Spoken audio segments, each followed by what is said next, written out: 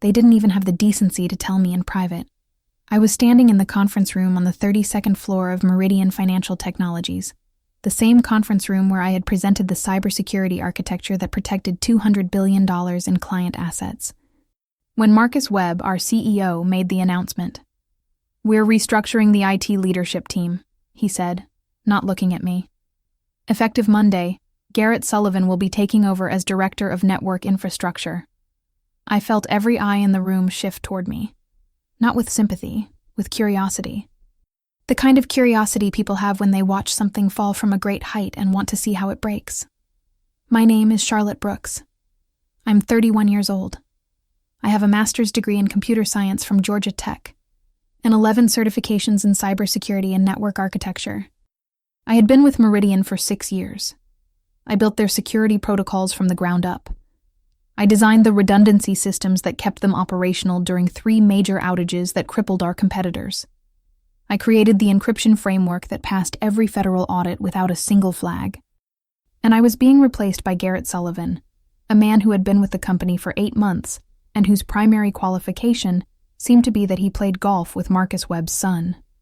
"Charlotte will be transitioning to a support role," Marcus continued, still not looking at me. "She'll help Garrett get up to speed over the next 2 weeks." A support role. 6 years of building something from nothing, and I was being transitioned to a support role. I kept my face neutral. I had learned a long time ago that showing emotion in rooms like this was a luxury I couldn't afford. When white men got angry in meetings, they were passionate. When I got angry, I was aggressive. When white men were confident, they were leadership material. When I was confident, I was arrogant. So I had learned to keep my face like still water, even when everything underneath was churning. "Do you have any questions, Charlotte?" Marcus finally looked at me, and I saw something in his eyes that I had seen many times before. The slight tension around the corners, the micro-expression of discomfort. He was waiting for me to make a scene. Part of him probably wanted me to make a scene, because then he could tell the board that I was difficult, that the transition had been necessary, that they had made the right choice. "No questions," I said. My voice was calm, professional. The voice I had perfected over years of navigating spaces that weren't designed for people who looked like me. "I'll prepare the transition materials." The meeting ended. People filed out. No one spoke to me. I gathered my tablet and walked back to my office with my spine straight and my head high, because I knew people were watching, and I refused to give them the satisfaction of seeing me diminished. I closed my office door and stood there for a moment, looking out the window at the Houston skyline. 6 years. 6 years of arriving early and staying late. 6 years of solving problems that no one else could solve. 6 years of watching less qualified people get promoted over me while I was told to be patient, to wait my turn, to prove myself just a little bit more. I thought about the first time I had walked into this building, fresh out of graduate school, full of hope and determination. I thought about the hiring manager who had seemed surprised that I was articulate. I thought about the colleague who had asked me if I had gotten my job through affirmative action. I thought about all the times I had been interrupted in meetings, talked over, had my ideas attributed to someone else. I thought about last month, when I had presented a comprehensive security upgrade to the executive team. I had spent 3 months developing the proposal. I had data. I had projections. I had a clear implementation timeline. And Derek Morrison, one of the senior vice presidents, had smiled at me with that patronizing smile that made my skin crawl and said, "This is very thorough, Charlotte, but maybe we should have one of the guys take a look at it before we move forward. You know, get a second opinion." One of the guys. As if my master's degree and my certifications and my 6 years of experience meant nothing because I didn't have the right chromosomes. My phone buzzed. A text from my mother. "How did the meeting go, baby?" I stared at the message. My mother had worked as a nurse for 35 years. She had raised me and my 2 brothers on her own after my father left. She had taught me that the world would try to put me in a box, and my job was to be so excellent that I broke the box apart. I had been excellent. I had been beyond excellent. And it hadn't mattered. I texted back, "Fine, I'll call you later." The door opened. I turned to see Garrett Sullivan standing there, his face arranged in an expression of false humility that made me want to scream. "Charlotte, hey," he said, leaning against the doorframe like he owned the place. Which, I supposed, he now did. "I just wanted to come by and say, no hard feelings. I know this transition might be a little awkward, but I'm really looking forward to learning from you. Learning from me." He was going to take my job, collect a salary that was almost certainly higher than mine had ever been, and learn from me while doing it. "Of course," I said. "I'll have the documentation ready for you by end of day tomorrow." "Great." "Great." He nodded, not moving. Marcus speaks really highly of you. He says you're incredibly talented, very technical. Very technical. I knew what that meant. It meant that I was good at the work, but not leadership material. It meant that I was useful, but not promotable. It meant that I belonged in the back room, building things, while people like Garrett stood in the front room and took credit for them. "I appreciate that," I said. "I mean, the systems you've built here are impressive," he continued. "I've been going through the documentation, and honestly, some of it is over my head." He laughed, like this was charming. "I might need you to dummy it down for me a little." Dummy it down. I felt my jaw tighten and forced myself to relax. "I'll make sure the transition materials are comprehensive," I said. "Perfect." He straightened up. "Oh, and Marcus wanted me to let you know that you'll be moving to the 4th floor. They need this office for the new org structure. The 4th floor, away from the executive suite, away from the decision makers, tucked into a corner where I could be conveniently forgotten. I'll have my things moved by Friday," I said. Garrett left, and I sat down at my desk and stared at my computer screen. I thought about quitting. I thought about walking into Marcus Webb's office and telling him exactly what I thought of him, and his restructuring and his golf buddy's kid who couldn't tell a firewall from a fire extinguisher. But I didn't. Because quitting would mean they won. Quitting would mean that all of their assumptions about me were correct. And I had spent my entire life refusing to be what people expected me to be. I opened my email. There were 47 unread messages, most of them routine system alerts. But one caught my eye. It was from Jennifer Chen in HR, sent at 6:47 that morning, before the announcement. "Charlotte, can we meet? There are some things you should know. Jay." I stared at the message. Jennifer and I weren't close, but we had always been cordial. She was one of the few people in the company who had never made me feel like I had to prove I belonged. I typed back, "I can meet at 5:30 today." Her response came within minutes. "Not in the building. Coffee shop on Main Street, across from the courthouse. Come alone." I felt the first stirring of something I couldn't quite name. Curiosity, maybe. Or the instinct that had kept me alive in this corporate jungle for 6 years, telling me that something was wrong. Something was deeper than it appeared. I looked at the time. It was 2:15 p.m. 3 hours and 15 minutes until I found out what Jennifer Chen knew. I spent the rest of the afternoon doing what I did best, working. I updated the security logs. I ran diagnostics. I documented every system I had built, every protocol I had implemented, every piece of architecture that kept this company running.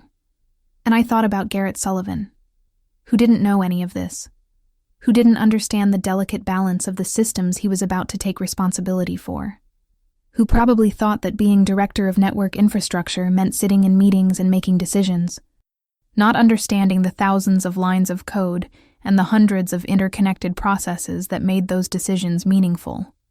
At 5:15, I packed up my laptop and walked out of the building. The security guard at the front desk, an older black man named Roosevelt who had worked there longer than anyone, looked at me with knowing eyes. "Heard about the meeting," he said quietly. "I'm sorry, Ms. Brooks." "Thank you, Roosevelt. You deserve better than this place," he said. "You always have." I nodded, not trusting myself to speak, and walked out into the Houston heat. The coffee shop was small and quiet, the kind of place where lawyers came to discuss cases they didn't want overheard. Jennifer was already there, sitting in a back corner, her hands wrapped around a cup of tea. I slid into the seat across from her. "What's going on?" She looked around, checking to make sure no one was within earshot. "I shouldn't be telling you this. If anyone finds out, I'll lose my job." "Then why are you telling me?" She met my eyes, and I saw something there that surprised me. Anger. Because what they're doing to you is wrong, and because I've watched them do it before. "What do you mean?" Jennifer took a deep breath. "Garrett Sullivan isn't just Marcus's golf buddy's kid.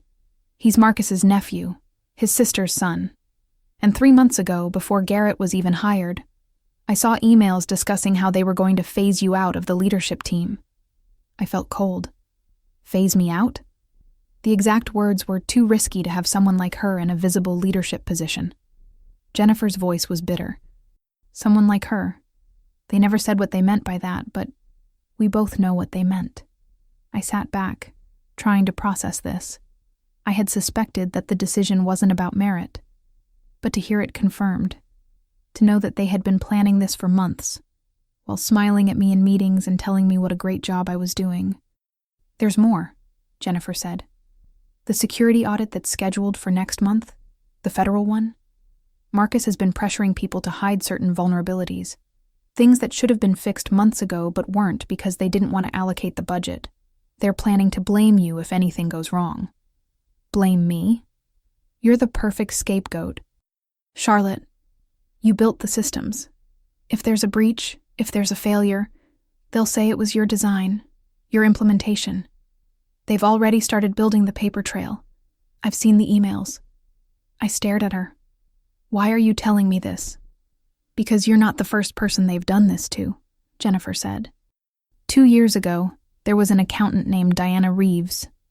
Black woman, mid-30s, one of the best in the department. They blamed her for a discrepancy that wasn't her fault, ruined her reputation, and she couldn't get another job in finance for over a year. I watched it happen, and I didn't say anything. Her eyes were wet. "I'm not going to watch it happen again." I reached across the table and touched her hand. "Thank you. Be careful, Charlotte," she said. "These people will destroy you if they can. Don't let them." I walked home that night thinking about everything Jennifer had told me. They were planning to blame me. They were planning to destroy my career, my reputation, everything I had worked for. And they thought I wouldn't see it coming. But I had seen something they hadn't counted on. Every system I had built had a log. Every protocol I had implemented had a record. Every email, every decision, every piece of evidence that showed what had really happened. It was all there, in the infrastructure I had created. They thought they were pushing me out. They didn't realize they were pushing me into the one place where I could see everything, and I was going to use it. The next 2 weeks were an exercise in strategic patience. Every morning, I arrived at my new office on the 4th floor at 7:00 a.m., an hour before anyone else. Every evening, I stayed until 8 p.m., long after the executives had gone home to their families and their golf games and their comfortable lives. And in between, I documented everything. I had built the security architecture for Meridian Financial Technologies. I knew every system, every protocol, every vulnerability. More importantly, I knew how to access the logs that recorded everything that happened within those systems. Email metadata, access records, change histories, the digital footprints that people left behind without even knowing it. I wasn't doing anything illegal. I wasn't accessing anything I wasn't authorized to access. I was simply doing my job, preparing transition materials, documenting systems, ensuring continuity. The fact that this documentation also revealed a pattern of decisions that would destroy the people who were trying to destroy me was simply a bonus. Garrett Sullivan, it turned out, was even more incompetent than I had imagined.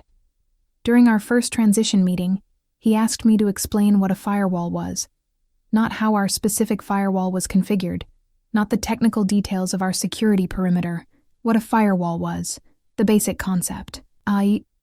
The thing that any first-year IT student could explain.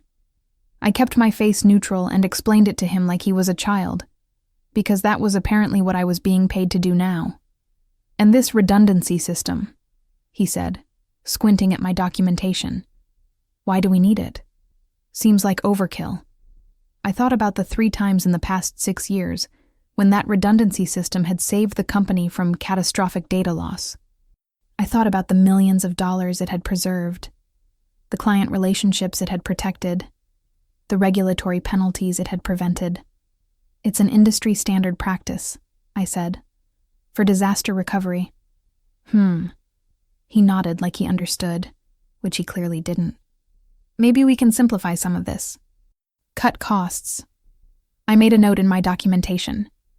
GS suggested eliminating redundancy systems, advised against, recommendation ignored. Every suggestion he made, every decision that contradicted best practices, every sign of his incompetence, I documented it, dated it, saved it. Meanwhile, I was also documenting something else. Jennifer had told me about the emails discussing my phase out.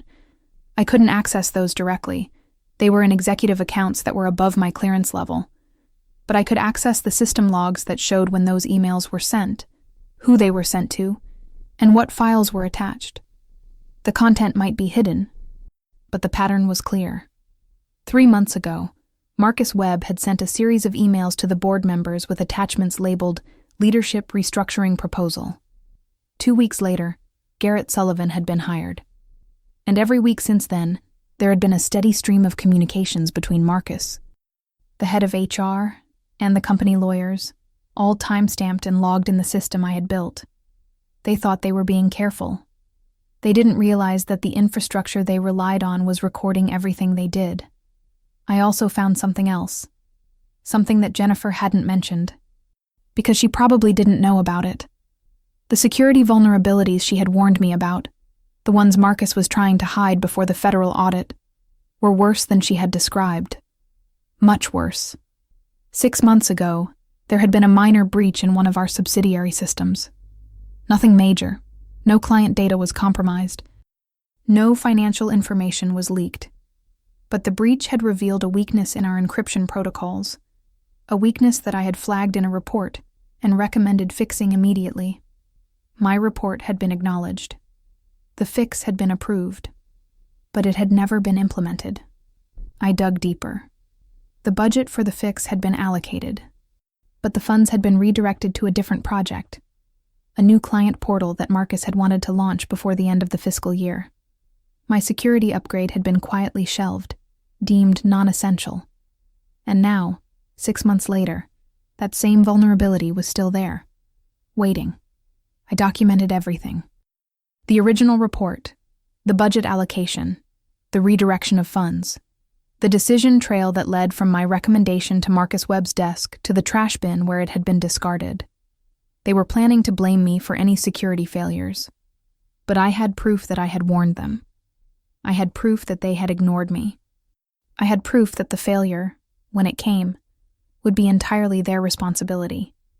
The question was, when would that failure come? I didn't have to wait long to find out. On my second Monday in the 4th floor office, I got an alert. One of the monitoring systems I had set up, systems that Garrett didn't even know existed, had detected unusual activity in the network. Someone was probing our defenses, testing for weaknesses. I checked the logs. The probes were coming from an external IP address, routed through multiple servers to hide the origin. This was a reconnaissance operation. Someone was mapping our vulnerabilities, preparing for an attack. I knew exactly which vulnerability they would find. The same one I had flagged 6 months ago, the one that Marcus Webb had decided wasn't worth fixing. I had 2 choices. I could report the threat immediately, sound the alarm, and give the company a chance to defend itself. Or I could wait. If I reported it, they would probably ignore me again. Garrett would dismiss it as me being overly cautious. Marcus would see it as an attempt to undermine the new leadership. And when the attack came anyway, they would still find a way to blame me. But if I waited, I thought about Jennifer Chen's words.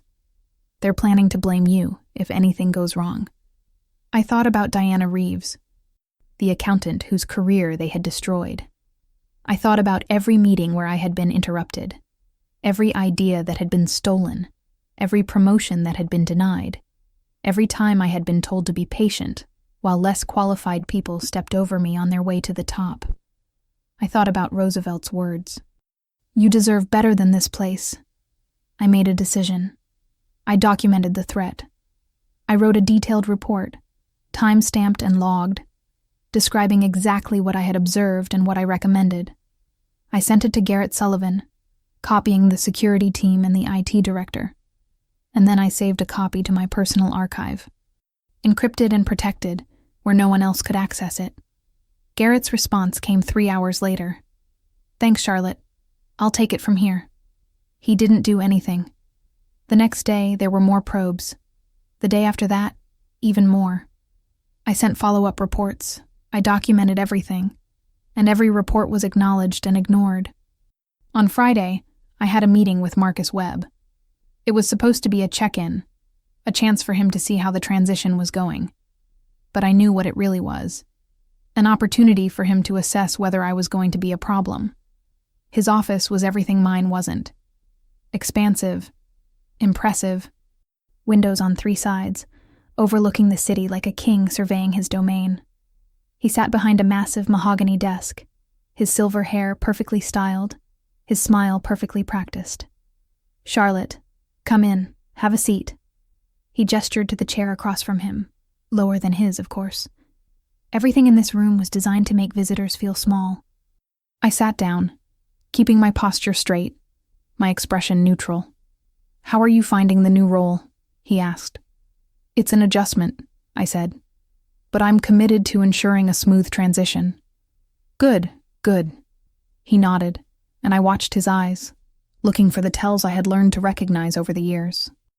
The slight narrowing when he was about to say something he didn't mean.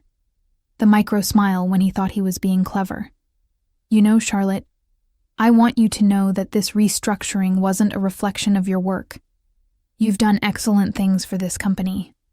I appreciate that. It's just that, well, leadership requires a certain presence. He spread his hands, as if the concept was too delicate to articulate directly.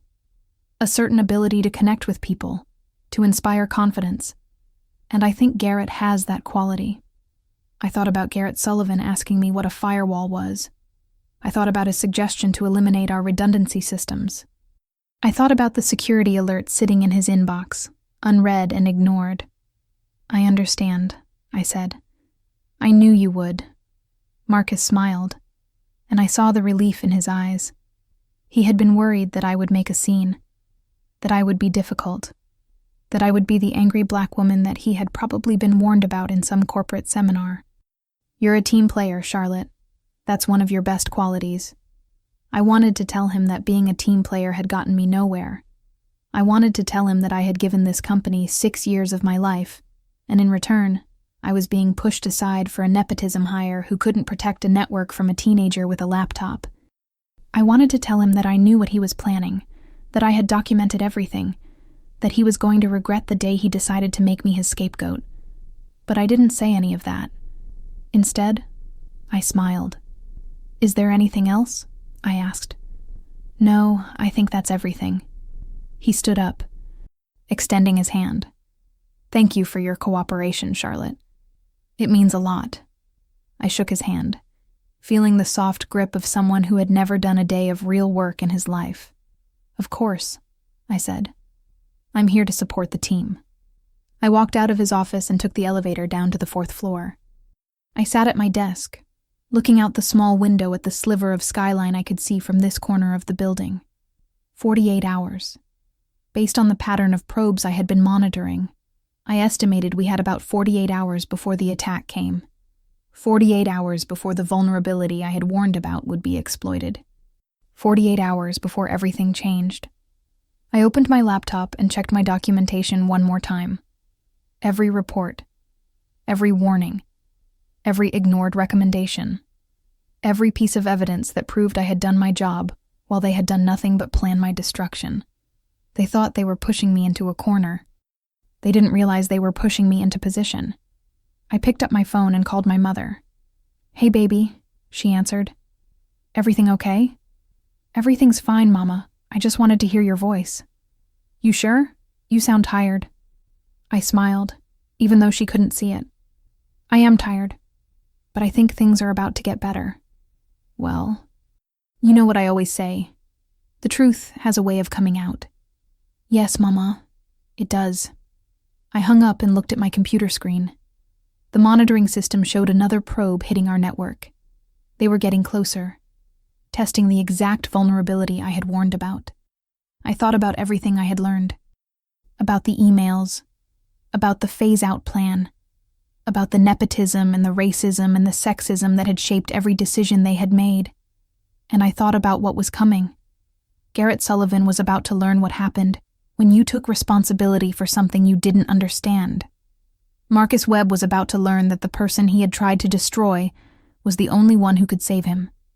And the whole company was about to learn the cost of ignoring the warnings of a black woman who had been telling them the truth all along. I saved my documentation one more time. Encrypted, protected, ready. And then I waited. The attack came at 3:47 a.m. on Sunday morning. I was awake when it happened. I had set up alerts on my personal system, monitoring the network from my apartment, waiting for the moment I knew was coming. When my phone buzzed with the notification, I felt a strange calm settle over me. They had breached the perimeter through the exact vulnerability I had flagged 6 months ago. The same vulnerability that Marcus Webb had decided wasn't worth fixing.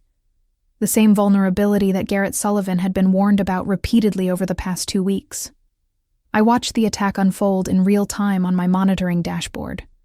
It was sophisticated, methodical, designed to maximize damage. Within minutes, they had compromised the primary authentication servers. Within an hour, they had access to the core financial systems. I could have stopped it. If I had been in the office, if I had been in my old position, I would have seen the breach immediately and activated the containment protocols I had designed for exactly this scenario. But I was on the 4th floor now. I was in a support role. I didn't have access to the systems that could have prevented this. Instead, I documented everything. Every minute of the attack. Every system that was compromised. Every failure of the defenses that I had warned were inadequate. I saved screenshots, exported logs, created a detailed timeline that would later prove invaluable. At 4:23 a.m., my phone rang. It was Garrett Sullivan. Charlotte. His voice was panicked, barely coherent. There's something wrong with the network. Everything is... I don't know what's happening. We need you. I let him sweat for a moment before responding. What exactly is happening? I don't know. The systems are going crazy. Alerts everywhere. I can't log into half the servers. Did you follow the incident response protocols I documented for you? Silence. He hadn't even read them. Charlotte, please, can you just come in? I need your help. I thought about saying no. I thought about letting him drown in the disaster of his own making. But that wasn't the plan. The plan was more elegant than that. I'll be there in 20 minutes, I said. I drove to the office through empty streets, the city still sleeping around me. When I arrived, the building was chaos. Security teams running through the halls. IT staff hunched over laptops, their faces pale in the blue light of error screens. Executives in rumpled clothes, clearly dragged from their beds, talking urgently into phones. And in the middle of it all, Garrett Sullivan, standing in the server room like a man watching his house burn down. Charlotte, thank God. He grabbed my arm when he saw me. You have to fix this. I looked at the screens around us. The attack was still ongoing. They had moved past the financial systems now, spreading through the network like a virus. Client data was being exfiltrated. Trading systems were compromised. The damage was going to be catastrophic. Show me what you've done so far, I said. We tried to... The thing is, he hadn't done anything. He didn't know what to do. I sat down at the main console and began typing. My fingers moved automatically, executing commands I had practiced 1,000 times. Isolating compromised systems. Activating backup protocols. Establishing secure perimeters around critical data. It took 4 hours to contain the breach. 4 hours of intense, focused work, while Garrett stood behind me, useless. And executives watched from the doorway, their faces gray with fear. When it was finally over, when the last of the attackers had been kicked out and the defenses had been restored, I leaned back in my chair and let out a long breath. Is it done? Garrett asked. The immediate threat is contained, I said. But the damage is significant. Client data was compromised. Trading systems were disrupted. The regulatory implications alone are going to be massive. Marcus Webb pushed through the crowd of executives. He looked like he had aged 10 years overnight, his silver hair disheveled, his expensive suit wrinkled. Charlotte, he said, I need to know what happened. How did this breach occur? I stood up, facing him directly. It occurred through a vulnerability in our encryption protocols, a vulnerability that I flagged in a report 6 months ago and recommended fixing immediately. I don't remember any report. I have copies. I pulled out my laptop and opened the documentation I had been compiling for weeks. Here's the original report, dated 6 months ago. Here's the approval for the fix. Here's the budget reallocation that diverted the funds to the client portal project. Here's the email chain showing who made that decision. I turned the laptop so he could see the screen. His face went pale. I also have documentation of the security alerts from the past 2 weeks, I continued. Alerts showing reconnaissance activity targeting this exact vulnerability. Alerts that I sent to Garrett Sullivan, recommending immediate action.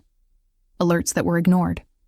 Now wait a minute, Garrett started, but I cut him off. I have the email receipts showing when those alerts were sent and when they were read. I have logs showing that no action was taken in response. I have a complete timeline of every warning that was given, and every warning that was ignored. The room was silent. Every executive, every IT staff member, every security team member was watching. You were planning to blame me, I said, my voice calm but carrying clearly through the room. You were planning to say that this was a failure of my systems, my architecture, my designs. You were planning to make me the scapegoat for a disaster that you caused by ignoring my warnings and replacing me with someone who didn't know what he was doing. I looked at Marcus Webb, holding his gaze.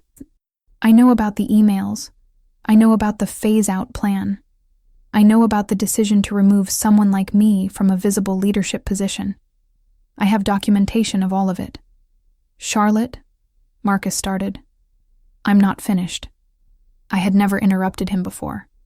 It felt like breaking a chain. This breach is going to trigger a federal investigation. The regulatory bodies will want to know how it happened. They'll want to see documentation, decision trails. Who knew what, and when? I closed my laptop. All of that documentation exists. All of those emails exist. All of those records exist. And right now, the only person who has comprehensive access to all of it is me. The silence stretched. I watched Marcus Webb's face as he processed the implications of what I had just said. He was a man who had spent his entire career manipulating situations to his advantage. He was calculating. Right now, how to manipulate this one. What do you want? He finally asked. I want the truth to come out, I said. I want the federal investigators to see exactly what happened here. I want them to see that a black woman warned you about this vulnerability 6 months ago and was ignored. I want them to see that she was replaced by an unqualified nepotism hire who didn't know what a firewall was. I want them to see that when she continued to warn about the threat, she was dismissed again. And I want them to see that when the crisis came, she was the only one who could fix it. I paused, letting the words sink in. And then, I continued, I want to be reinstated to my position, with a formal apology, with back pay for the period of my demotion, with a public acknowledgement of my contributions to this company, and with a guarantee that this kind of discriminatory treatment will never happen to anyone else. That's blackmail, Garrett sputtered. No, I said, turning to look at him. Blackmail would be threatening to withhold information in exchange for personal gain. I'm not withholding anything. I'm simply telling you what's going to happen. The investigators are going to see everything. The question is whether you want to be on the right side of that investigation or the wrong side. I turned back to Marcus. You have a choice. You can cooperate with me, acknowledge what happened, and take steps to make it right. Or you can try to fight me, in which case I will make sure that every regulator, every journalist, and every client knows exactly how this company treats its black employees." Marcus Webb was a man who had never been challenged like this. He had spent his career surrounded by people who told him what he wanted to hear, who deferred to his judgment, who let him believe that he was always right. He didn't know how to respond to someone who wasn't afraid of him. "I need to consult with legal," he said finally. "Of course." I smiled. "Take your time. I'll be in my office, my real office, on the 32nd floor." I walked out of the server room, past the stunned executives, past Garrett Sullivan's gaping face, to the elevator. I pressed the button for 32. The investigation took 3 months. Federal regulators examined every document, every email, every decision that had led to the breach. They interviewed dozens of employees. They reviewed the complete timeline of warnings and ignored recommendations. In the end, their report was damning. Marcus Webb was found to have personally redirected security budgets to vanity projects, creating the vulnerability that led to the breach. Garrett Sullivan was found to have failed in his basic responsibilities, ignoring repeated warnings from qualified staff.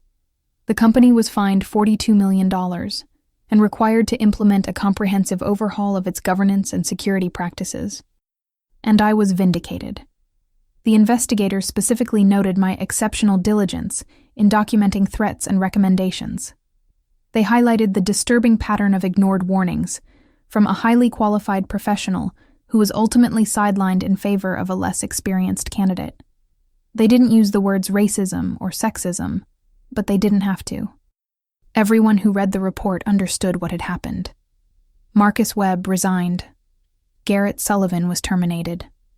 The board appointed new leadership that understood the value of listening to the people who actually knew what they were doing.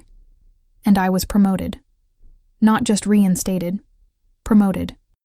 To Vice President of Security Architecture, with a seat on the Technology Steering Committee and a salary that was 30% higher than what I had been making before.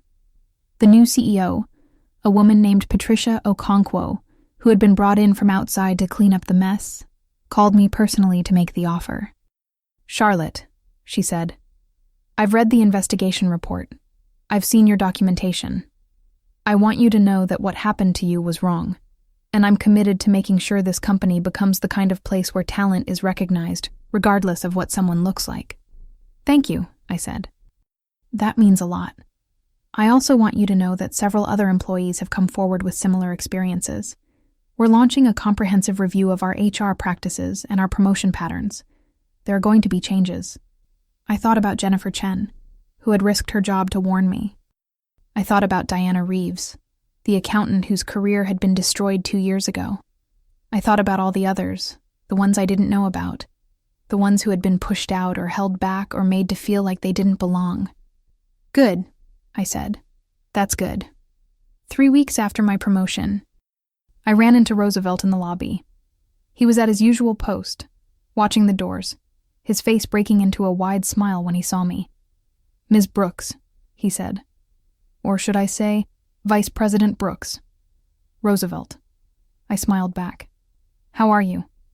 "Better, now that I've seen what you did." He leaned in, lowering his voice. "You know, I've been working here for 23 years. I've seen a lot of people come and go. A lot of people get treated the way you were treated. Most of them just left. You're the first one who fought back and won." I thought about everything I had been through. The years of being underestimated. The constant pressure to prove myself. The exhaustion of navigating a world that wasn't designed for people who looked like me. "I didn't win," I said. "I just refused to lose." Roosevelt nodded slowly.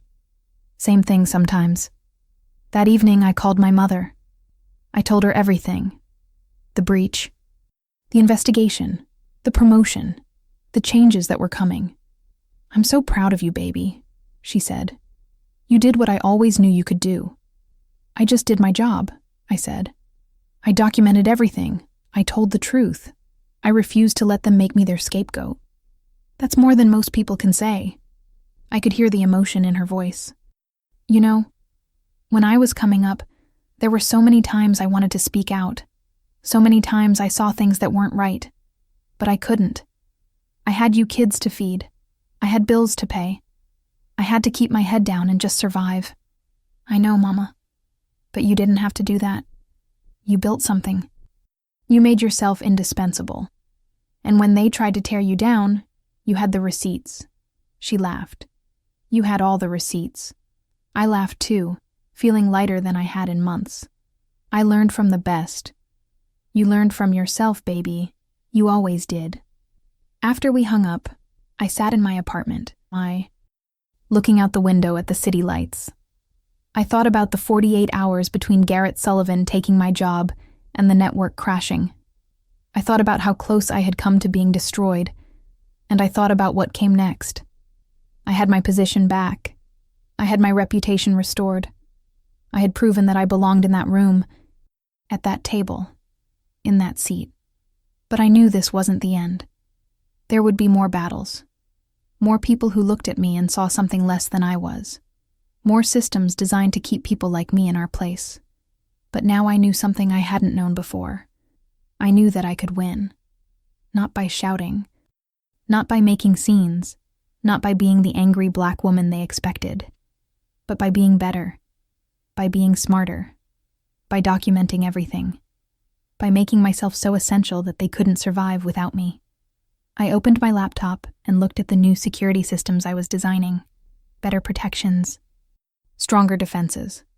Architecture that would keep the company safe from external threats and internal incompetence alike.